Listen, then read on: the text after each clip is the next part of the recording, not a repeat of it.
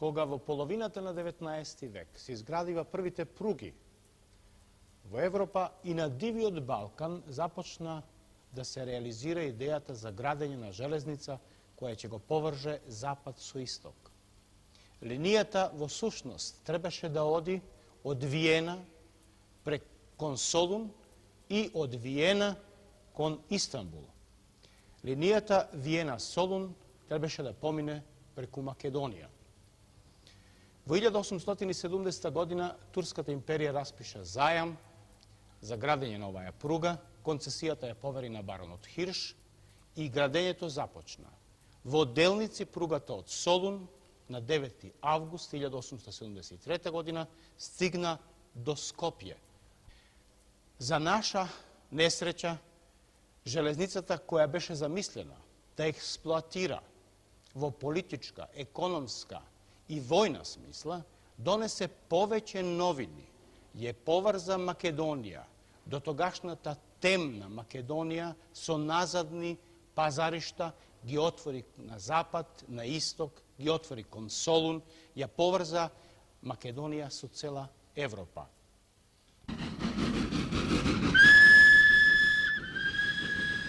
Железниците во Македонија одигра превасходна улога во славните денови на Илинден. Најнапред, железницата беше употребена како средство на која се вршеа диверзии и саботажи, кога што единствено штабот на Илинденското востание прати писмо до дирекцијата ЦО во Солун, да тие денови, кога се приготвуваше востанието, не се патува на железници, да нема непотребни жертви. И второ, железниците беа употребени од страна на турската сила, превозувајќи об башибозукот, кој гнасно, со крв, пламен, го угуши Илинденското востание, го угуши оноа што македонскиот народ сакаше да го постигне сам, да се ослободи од Турската империја. После завршувањето на Првата светска војна, кралството на СХС, оптеретено со многу политички и економски проблеми, се суочи и со младата работничка класа која бараше своји права. Најнапред економските, а потоа политичките штрајкови од 19 и 20 година добија кулминација со генералниот штрајк на железничарите и бродарците на 15 април 1920 година.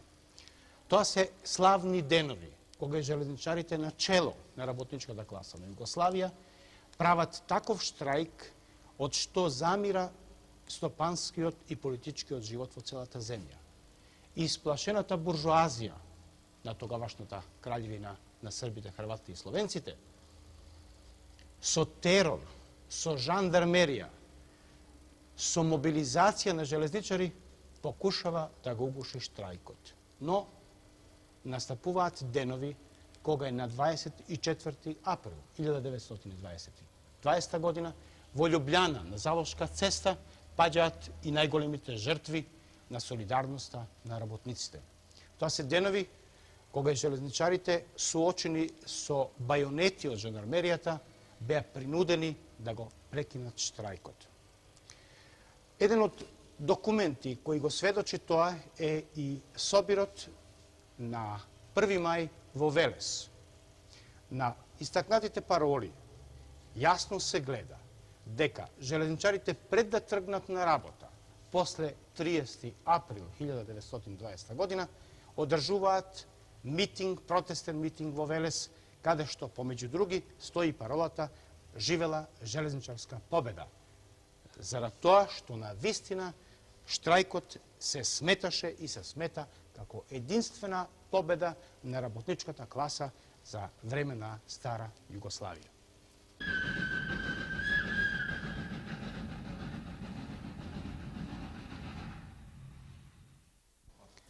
После априлската војна Југославија беше поделена, а со тоа и Македонија. Македонија беше поделена помеѓу бугарскиот и италијанскиот, односно албанскиот окупатор.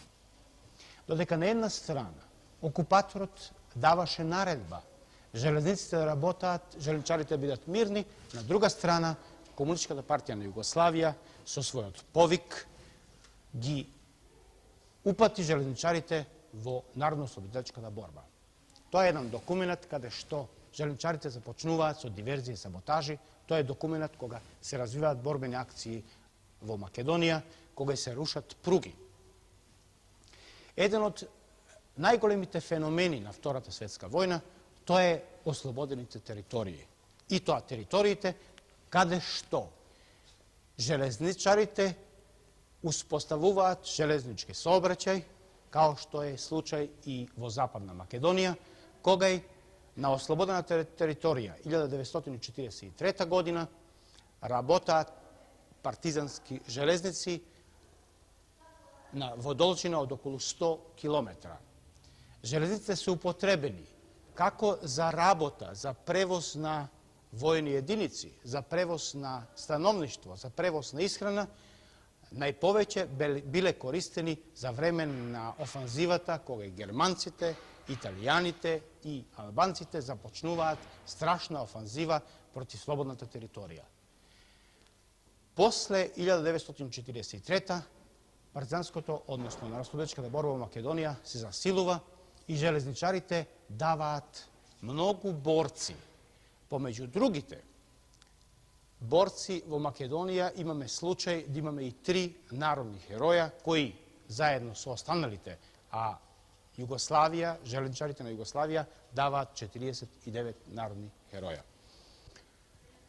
После победоносното завршување на Втората светска војна, кога и Германскиот рајх, Италија, Бугарија и другите окупатори беа победени, железничарите на Македонија започнуваат да ја обновуваат целата мрежа, да ги обновуваат сите објекти. Тоа се денови со изванредни напори, кога и железницата тргнува и на Сремски фронт заедно со 15-тиот корпус, кога и железничарите ги обновуваат сите објекти за да можат што побргу да воспостават еден мирен, траен живот во нова, слободна, социјалистичка Македонија. Тоа се денови кога и железничарите даваат свој придонес со градба на младинските пруги.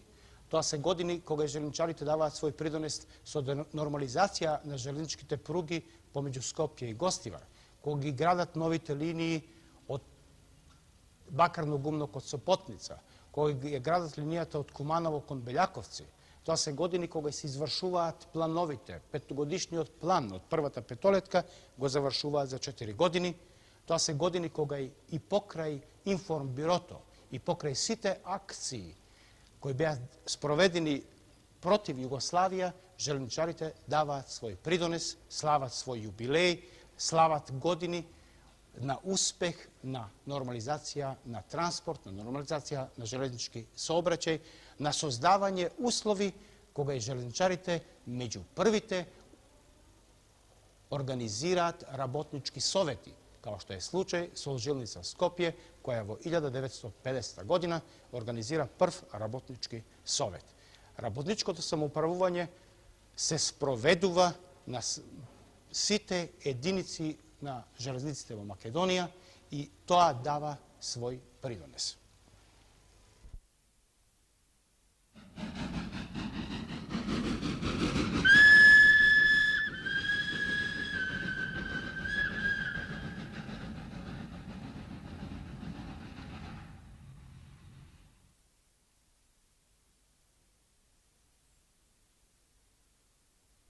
Во својот развој особено заслужува внимание железничките линии. Како основен капацитет железнички во Македонија, железничките линии изнесуваат 895 километри. Во компарација со развојот и густината на саобраќајот, железничките линии во Македонија отпаѓат на 1000 километри квадратни, 26,3 километри линија, за разлика во Словенија, кај што изнесуваат железничките линии изразито поголема стапка, 60,5 километри на 1000 квадратни километри, или во Југославија 40,4 километри.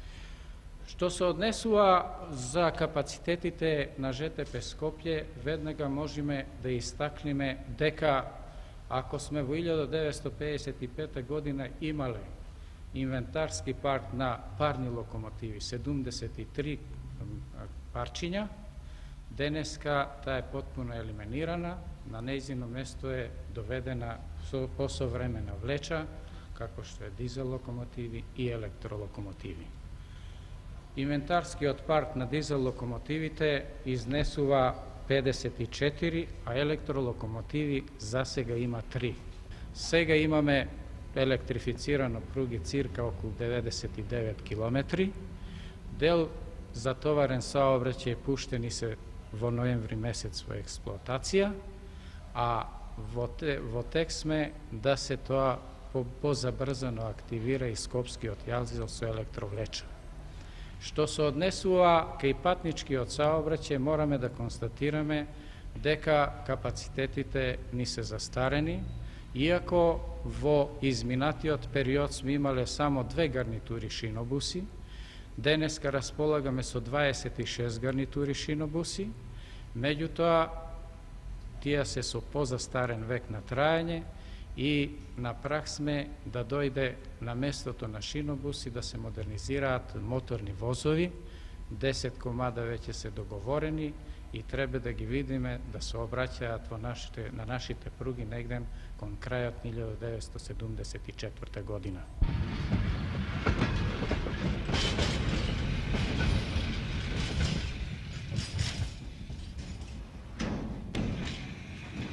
Нашата работна организација која е број од 7300 работника, а распространета на целата република. Сигурно имаше потреба со уставните амандмани како специфична организација да се темелно разгледат условите, дали постојат да се ние стварно организираме во склопот на уставните амандмани кои ги захтеваа по прописите. Сега моментално се организира 10 основни организации на Сдружен труд. Меѓутоа, после известна дискусија по собирите на избирачите, се дојде до заклучок треба да останеме ние 9 основни организации на Сдружен труд, со тоа заедничките служби да како такви отпаднат, бидејќи не покажува некоја целисходна вака технолошка целина, пак тие како такви од соборите на избирачи беше тоа окинато. Идниот работнички совет ќе се состои од 40 члена, Централен работнички совет. Секоја основна организација делегира по 4 без оглед на бројот на членовите, бидејќи наша основна организација има една преку 2300, саобраќајни погон завлече 1600, а имаме основни организации со 120 души, и пак и тие што се 120, тие што има 1400 или 2300, тие делегираат пак по 4 делегата. Тоа значи да заснова на паритетната основа за во предпријатието. Во нашата работна организација, според уставните амандмани, ќе постојат 9 основни организации на Сдружен труд. Соодветно на тоа ќе се конституираат 9 конференции на основни организации на ЕСКА, кои што ќе делегираат своји делегати во единствената конференција на ЖТП Скопје, која што ќе брои 57 членови и која што ќе има како извршен орган, извршно тело, комитет кој што ќе брои од 11 до 13 члена. Во нашата работна организација во Скопје, во Скопскиот јазил, има околу 2000 членови на СК. Изборната активност е сватена многу посериозно и многу поорганизирано отколку во претходните периоди, бидејќи е јасно дека од избраните раководства ќе зависи целокупната натамошна активност на организацијата во предпријатието, така да критериумите за избор на новите раководства беа да се најдат да се изберат оние комунисти кои што ќе бидат навистина јасно идејно определени, самоиницијативни, честни и вредни, кои што во секој поглед представуваат пример на работното место и во своето комунистичко однесување воопшто.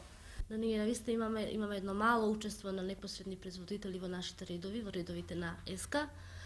Меѓутоа, една од основните пунктови на нашата акција до сега по писмото и по писмото е да со наше делување го активно и свесно влијаеме на наголемување на бројот на непосредните производители, пред се со нашето делување и пример во базата во основните организации на Сдружен труд.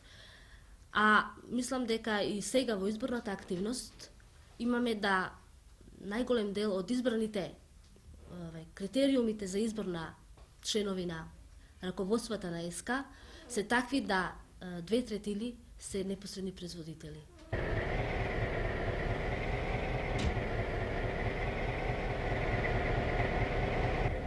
Јас се викам Стефановски Љубе. Почел сум заната од 47 година, сум тука на машина, не? Тоест, мислим и на парна. Сум од 47 година. Имал сам еден пример уште со парна, 51 година не пуштија воз на воз. Некој си судар треба да направиме, значи на отворена пруга. Среќа беше тука што на самиот чувар пруге жена беше будна од 3 сат 02 минута, не спаси она воз, на воз треба да дојдеме. Среќа она го заустави возо и го врати оној други, ја дојде после. Значи тоа имав едно. А радосно, значи секој има човек радосно кога ќе нешто положи од една на друга. Први пат кога беме на парна се беше тешко. Сега кога дојдеме малку на дизели, некако порадосно има човек. Сега пак на електрично уште поват. Машинист е дика едно да бидеш возач, нели? Само е мало одговорна. Треба човек да мисли тука, да нема никакви проблеми, да мисли домашно. Тоа е мртво тело кога тераш. Треба да мислиш ти на него, не оно на тебе. Тука е нешто помош за машиновање. Задоволен сум. Добив као станот, самото предпријатие, онда запосли син тука исто. Та имам и тука добри проблеми. Добро задоволство. Јас сум квалификуван работник, ливец, 6 години работен стаж. Ова работа као ливница е најважна, бидејќи тука се лијат, нали, оние леже за самите осовини. Ние се загад за продуктивност на работата, продуктивност на трудот, што со поглед се поголеми да би добиле поголеми плати. Од нашиот ООЗТ, ЖТП очекува многу. Овој депо овде кај што се навоѓаме сега и сите други наши објекти се оспособени за одржување на локомотиви, почнувајќи и на шинобуси, како и електролокомотиви, на сите врсти на оправки, почнувајќи од дневни преглед до генерални ремонти и земајќи ја локомотива од серија 661 или Кенеди, како популарно се вика, за која треба доста голема опрема, која за сега не се предвидува кај нас да се врши генерален ремонт. Исто така, во нашиот погон веќе денеска се вршат сите оправки, почнувајќи од дневни преглед до генерални ремонти на сите врсти коли, патнички, товарни, специјални коли и така натаму. Со таа работа ние постигнуваме повеќе цели и тоа е она основното што треба да добие ЖТП, а тоа е да обезбедуваме повисок квалитет во одржувањето на средствата, што е непосредно врзано за безбедност, уредност и удобност во саобраќај, што е наша основна цел, бидејќи се наоѓаме во услови на голема конкуренција со друмски саобраќај и само на тој начин можеме да обезбедиме поголем прилив на патници и на стока, односно да поуспешно се носиме во конкуренцијата на транспортни пазар.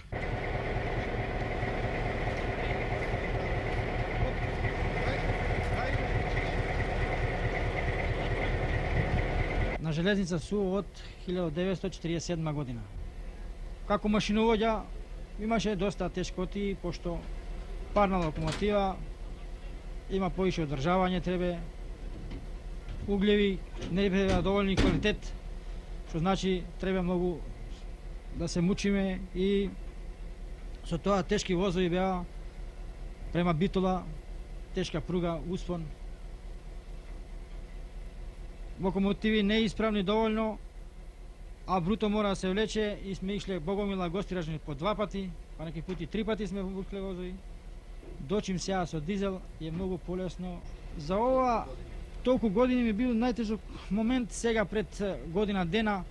Имав едно девојче пред мене вака на 200 метра кога ми се фрли под воз и така ми било жал затоа што тоа беше над 17 години, 18 години и што не сум могол да го спасам затоа што суишо со голема брзина, а кратко стојање и не сум могол да го зауставам возот и девојчето загина, што значи не е до моја вина, али опет па се осеќам вака жалосно.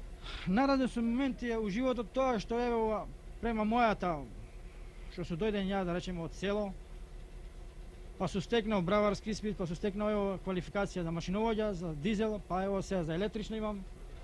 Сега моментално имам стан. Ми се омотгучило услови да добијам стан и поарен живот. Некои викаат машиновоѓа не е ништо, али ако замислиш еден експресен воз и кој се вози у тој воз и какви путници има и какви народ има, една мала непажна на еден моторвоѓа или на машиновоѓа може да дојде до големата катастрофа. Затоа мислам треба да се цени како моторвоѓа и одговорно сам моторвоѓа не треба да се дичи, него треба да биде на самата работа педантно и да му е тука што викаат акалот.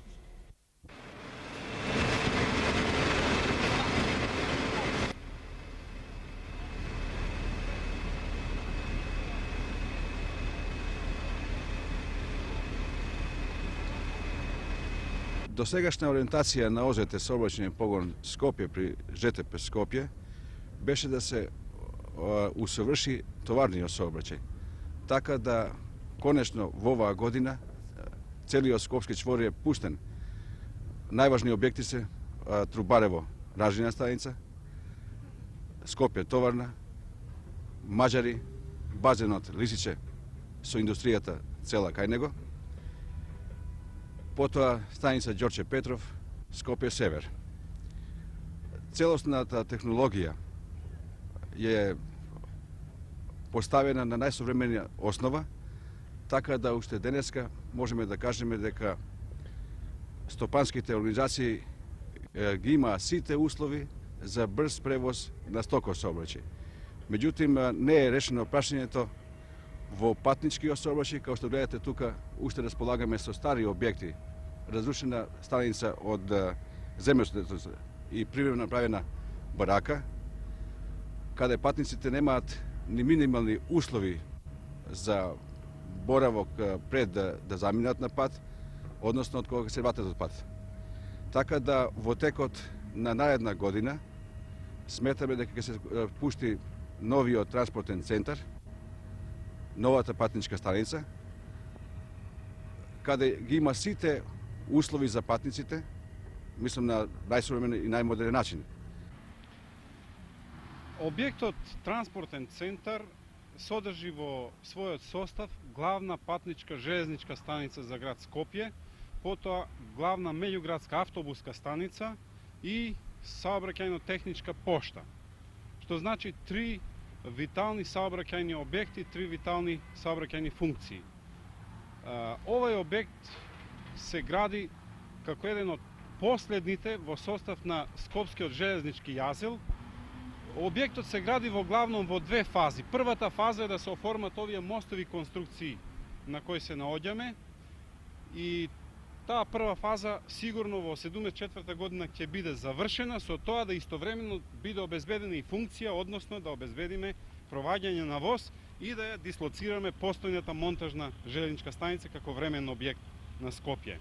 Што значи, може да се очекува објектот да биде во функција во 74 година, а во наредните години ќе уследат следните фази до комплетирање на овој објект, како што реков, да се веројатно да изгради меѓуградската автобуска станица, поштата 2 и останатиот дел од патничките простори, да речеме, комплетни чекални, билетарници, ТТ бироа, информативни служби и така. Првата фаза на овој објект чини 15 милиарди стари динари, а како проектот не е доокончан со сите фази, ние очекуваме дека втората фаза не би била поскапа од првата.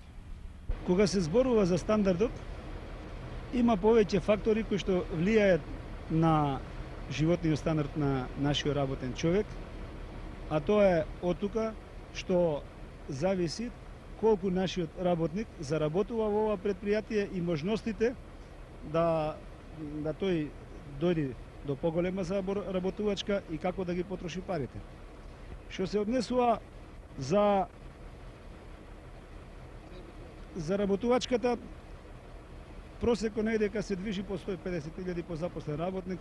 Тоа може да речеме дека не е кој знае каков голем личен доход, што може да гарантира голем друштвен стандард. Не е ни толку низок што би го натерал човекот во многу тешка положба, но со сваќањето дека стопанската организација, конкретно ЖТП, не е веќе бивша државна железница, кај што државата даваше средства, а ние тие средства ги распределувавме, не водејќи сметка, не мислам за сите, како се тие заработуваат, додека во овој момент нашата стопанска организација е стопанско предпријатие што остварува доход како и сите други останали стопански предпријатија и кој доход го распределува без да добива средства острана во вид на дотација или било какви други средства. Стамбеното прашање кај нас се решува на следниот начин. Предпријатието гради станови во собствена режија, со собствен кредит, тие станови ги распределува по погоните, а во секој погон има совет на погон, кој совет има своја комисија за стамбени прашања. Таа комисија има изградено политика, критериуми, заедно со социјалниот работник, оди по становите, прегледува и на крајот која ќе добија комплетна слика од сите положби на становите, тогаш донесуваат предлог до Советот на погон кој одлучува кому треба да му се додели станот. Во текот на 72 година ЖТП има недека околу 169 стана добијано и распределено. Јас сум железнички пензионер со 42 години работен стаж. Во железница сум работен полни 20 години како машиновоѓа. Многу сретни моменти сум проживел на железница. Многу радости, како и со мојата породица. Радосните моменти во мојот живот се раѓање, одгледување на моите деца, а така исто и во службата, што службата многу ми помагала за се, така да и сум добил од железница стан. Тој е трособен стан, оваа барака монтажна. Ќерка ми, постарата, работи на железница, веќе 14 години работен стаж. Ицата сега добила стан од железница, се вселила во него, така да можам да кажам да сум од железницата, од службата моја, кој 42 години сум јал хлеб, тоа сум издржавал фамилија тама, јас сум многу задоволен. Железницата, барем према моето мнение, од секогаш, а и денеска нарочито сега во овој напредок, представува срце на државата. Бидејќи, ако биде железницата паралисана, без неја не би могло ништо да се стори. Најнапред едно вообичаено прашање, другар Петровски, а тоа е што има најново во ваша работна организација, што се уште на јавноста не е познато. Ново кое не е познато. Веројатно на технолошки план тоа е се напорите за генерални поправки на дизел локомотивите со наши собствени снаги во новото депо. А во нашите интерни меѓучовешки и организациони односи, веројатно тоа е подпишувањето на самоуправната спогодба за здружување во Организацијата на Здружен труд на 10-те зацртани основни организации на Здружен труд. Познато ни е дека од 5 железничко-транспортни предпријатија во Југославија, само железничко-транспортното предпријатие од Скопје покажува рентабилност во работењето. Во што е тајната на овој успех? Веројатно е пред се заради тоа што ние сме релативно на мрежата на југославенските железници помало предпријатие. Оттама можност да е прегледноста поголема и со тоа секако организирањето на активниот привод уште од почетокот на пореформскиот период кон постулатите на реформата по-организирано и веројатно поактивно. Во тоа сигурно се значајни поддршките кои на тој план ги имаше колективот од сите општествено-политички чинители и од државните органи. Но пред се, мислам да е тоа сознанието на нашиот работен човек, да он не е државен железничар веќе, туку да е он работник чиј доход зависи исклучиво од неговата работа и заради тоа тој почна да бара работа, а не да ја чека неа. Понатаму мислам да е односот кон простата репродукција. Во тој период, а и сега, бил секогаш на висина. Нашиот човек е бил спремен да на простата репродукција и приде најдомаќински. Во тој смисол, веројатно, треба да значи доста и вистината да ние како колектив уште на почетокот на пореформскиот период, негде уште во 67-68 година, благовременно ги развивме и организиравме многуте дополнителни дејности, комплементарни на основниот сообраќај. Разбира се, во димензии и обим какав одговараше на нашата специфика. Веројатно да на тој план има и други чинители, али јас вообразувам дека ги реков основните.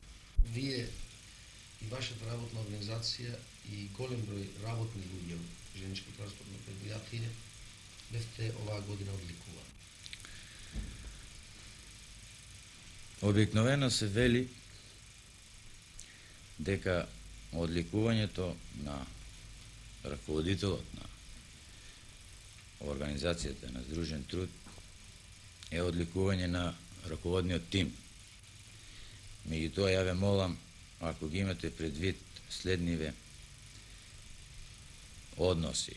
Ние во сме 7500 работника, 10 основни организации на Здружен труд, према тоа 10 дејности.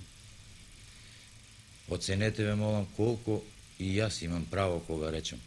Осеќам да е тоа стварно одликување на 100 или 200 раководни човека во предпријатите. А за мене лично обврска и многу драго признание секако.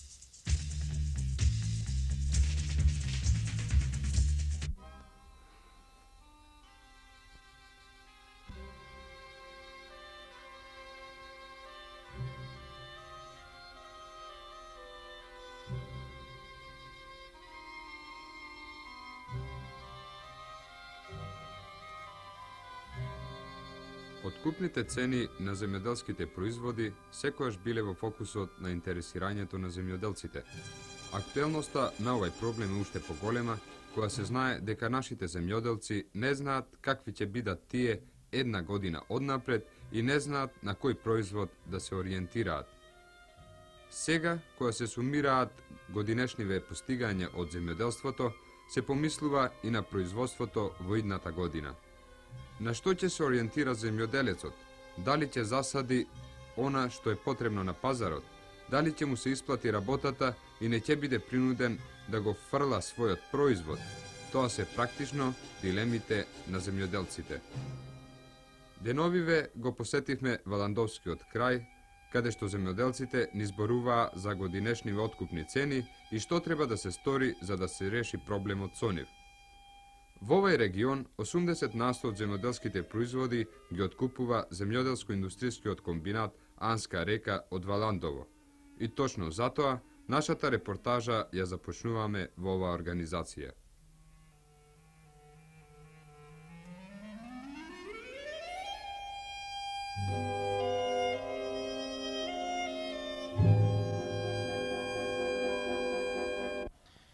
Во регионот на Валандовот, во состав на нашиот комбинат, кооперантите во главном производат гадинарски култури и производство од столно грозје. Прашањето на цените кај овие култури не е решено. Тие цени се негарантирани и сосема е нормално индивидуалните производители да реагират на таквиот начин на откуп. Бидејќи при формирање на цените во раната пролет, тие се многу високи, меѓутоа тоа е сосема еден мал процент од вкупно производство кое се дава од гадинарските култури. Јас сметам да цените кои се формирани во минатите години и поред тоа што бележат стален пораст и оваа година тие не се доволни да ги покријат трошковите, посебно кај бабурата, кај доматот, па слободно да речеме и кај столното грозје. Ми се чини за да се реши овој проблем би требало да се воведе во откупните мрежи продавање со унапред договорни цени. Тоа прашање е неколку пати понудено од страна на комбинатот на трговската мрежа. Меѓутоа, бидејќи ја укина фондот за ризик, кој понапред престоеше при општинските центри низ Југославија, например во Београд, Загреб и Лјубљана, денес трговските куќи не сакаат да се склапат фиксни цени, било по декади или дневни цени, затоа и самиот комбинат не е во состојба на нашите кооперанти при уговарање на количините за откуп, било од домати или од бабура, да им предложи фиксни цени. Така во главном цените се формираат од понуда и побарувачка на самиот пазар. Затоа се десува да ова производство не е сигурно и од година на година цените се повеќе нестабилни, а трошоците кои што ги формираат овие цени се многу големи, посебно наводнувањето, електричната енергија, па и другите трошоци. Исто така сметам таквиот начин на несигурни цени кои унапред може да им се даде на нашите кооперанти во овој регион, дават и недоволен квалитет. Затоа што за да би могло да едно производство квалитетно се бере, треба производителот да биде да знае за 1, 2, 3 дена да има една иста цена да може да тој производ созрее.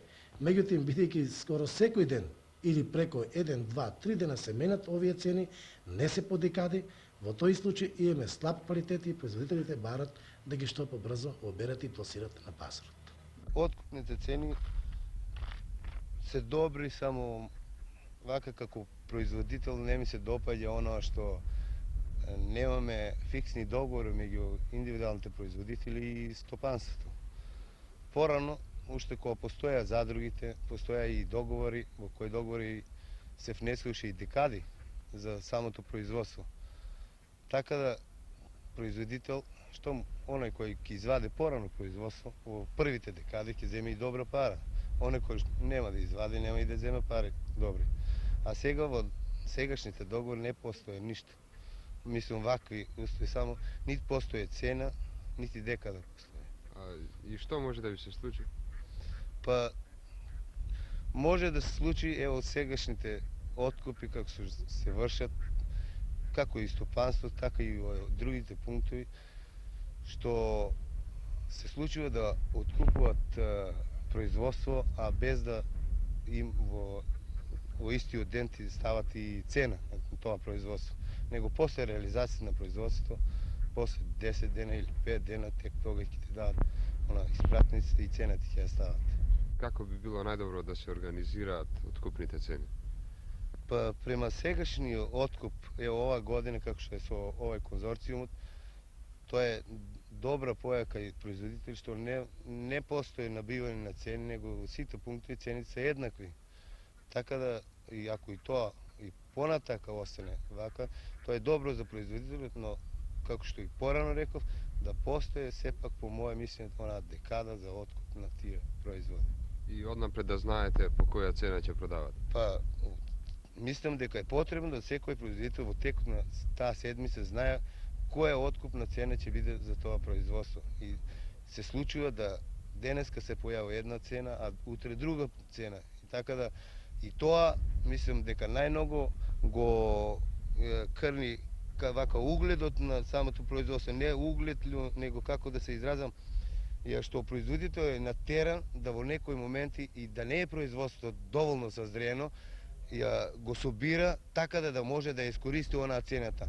А додека самиот на себе си прави лошо, затоа што тоа производство кој ќе оде на пазарите, тука се појавува она сомне производство добро и се добиват од страна на тие тржисни, на пазарите се појавува на, мислам, рекламација, рекламираат дека производството не е добро и така да тоа утре други ден се одразува пак на производител, бидејќи стопанството ќе претрпи еден дел од таа загуби и после мора да тоа самото го надокнади во друг. Ние како комбинат сме во состојба да во договорите само ги уговориме количините на производство. Не сме во состојба да ги одредиме и цените затоа што трговската мрежа каде што го пласираме ова производство не прифаќа унапред договорени цени. Према тоа сосема нормално доваѓа и до осцилации на поедини производи на пазарот и исто така бидејќи не може да се има регуларно производство, не може унапред да се планира една количина на производ затоа што не можеме да дадеме ориентација на цените кои ќе бидат пред нашите кооперанти. Како се викате? Јас се викам Божин Бошнакан, роден од село Градец, а живеам во село Удово. Ти произведуваш грозје пред Со земјоделие се занимавам, па нешто бабури се име поранки и грозје, повише со грозје. Колку грозје произведуваш? Грозјето ми е белозимско повичко. Па грозје уладњачта влевам во Ландово 9 до 10 тона грозје, 10.000 кила тако. Колку пари ти го откупуваат? Ландската година беше по 270. Оваа година рипна со 10 динара, грозјето 280. 280. А дали си задоволен од оваа цена? Цената према скапоќите како што иде требаше малку да се покачи. Но таа не е наша работа, пребидејќи трговија си има пак своји места каде го продава. Лесно може и тој што го јада му иде скапо многу. Откупните цени кои ги даваме ние комбинатот на нашите индивидуални производители што кооперираат со комбинатот и поред сталниот порез од година на година, тие не се така големи. Меѓутоа често пати се мисли да овие цени, затоа што е диспаритетот многу голем, разликата е многу голема помеѓу откупната и продајната цена на пазарот, често пати се мисли да тие средства во главном остануваат во комбинати или во организации кои директно ја откупуваат. Јас сметам да таквата голема разлика доваѓа од тамо што неколку пати овој производ се препродава. Ние како организација го откупуваме, не имаме трговска мрежа директно да го продаеме на пазарот, го даеме на другите трговски мрежи кои формираат малопродајни цени и по моје мислење сметам дека таквата голема разлика напротив останува баш во трговската мрежа, а не во организациите кои што организираат кооперација да се добие тој производ, не остануваат тие средства, него таквите средства се повеќе акумулираат во трговската мрежа. Ова значи дека најголем интерес од земјоделските производи има трговијата. Едно ми е познато да производител добија мало, потрошачот плаќа скапо, сега во овој синџир на формирање на цените од откупот до продајата, ние сметиме да добија трговијата.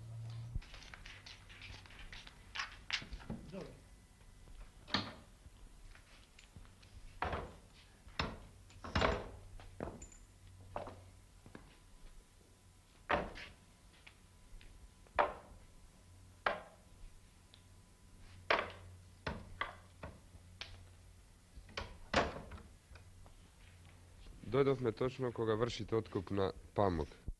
Дали селаните се заинтересирани за производство на памук на овој регион овде? Па памукот пред неколку години беше интересантен за ова подрачје. Меѓутоа, во последно време тој отпаја, затоа што производителите не се задоволни од цената на памук. Вие подолго време вршите откуп. Дали имаат право производителите што не се задоволни од цените? Сметам дека имат, бидејќи тој во последно време и приносот е многу мал. Не знам, може би на тоа влија и самијата сорта што е на семето. А дали овој регион дава квалитетен памук? Дава. Тоа е прочуено дека овој регион значи дава доста квалитетен памук. И колку му е сега откупна цена на памукот? Откупна цена на памукот е 730 динари прва класа. А втора класа? Втора 605, ова 705, па 690, трета. Тука е и производителот на памук. Дали вие сте задоволни од цените? И ние не сме задоволни со цената. Колку памук произведувате? Па 600-700 поланска година до 800 кила памук сме дадели.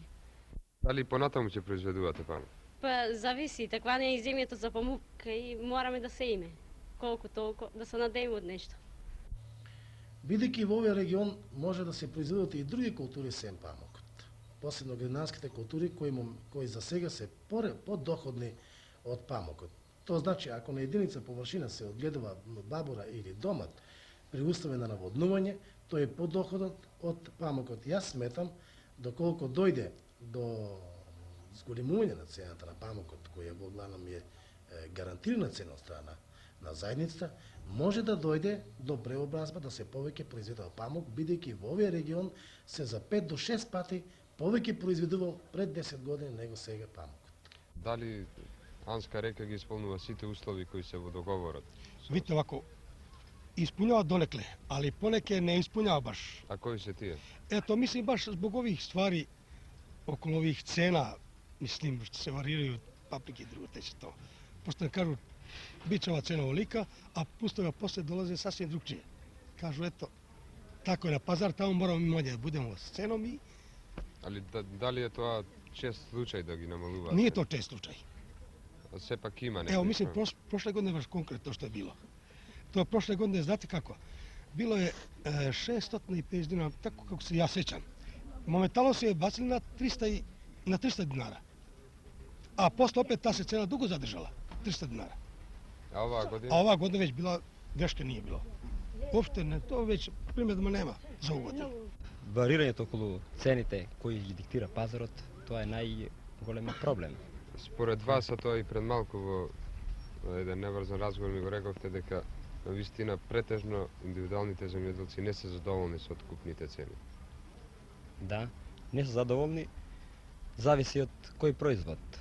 Некој кој даден на производство, рецимо на било на бабура, производител на бабура, он околу цената сака да знае што повечко, бидејќи он е зависен од него до нас цената. Додека ние како комбинат цената од други аспекти ја гледаме како ќе биде продаден на пазарот, почку диктира пазарот.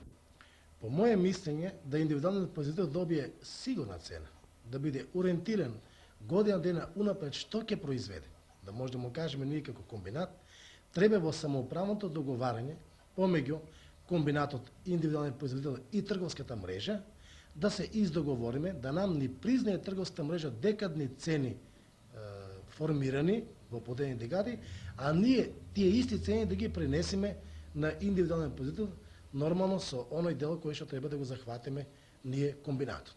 Во тој случај, по декаде би имале чврсти цени, ние во договорите би ги внесе према индивидуалниот производител, али во секој случај таквите цени мора да бидат внесени и во договор према трговската мрежа.